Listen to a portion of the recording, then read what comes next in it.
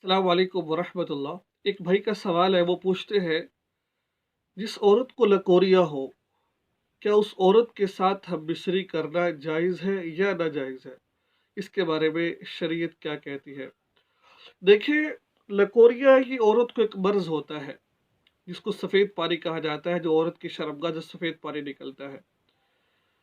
इस सूरत के अंदर औरत को नमाज़ माफ़ नहीं है, लकोरिया वाली औरत को। ठीक, तुम्हारा इसका इलाज करवाना चाहिए।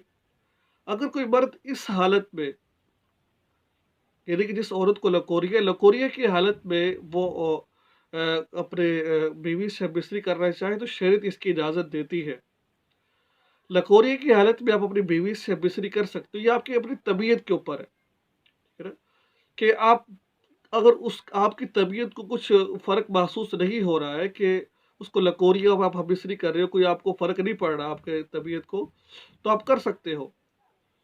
अगर नहीं है तो फिर ये आपकी तबीयत के ऊपर है, लिहाज़ा इजाज़त है। लकोरी वाली औरत से बिस्तरी करने की इजाज़त है, और ये आपकी अपनी तबीयत मानती है तो कर लो, नहीं है तो ना करो, ठीक है? तो इसमें कोई हर्ज की बात नहीं है। अस्सलाम वालेकुम व रहमतुल्लाह।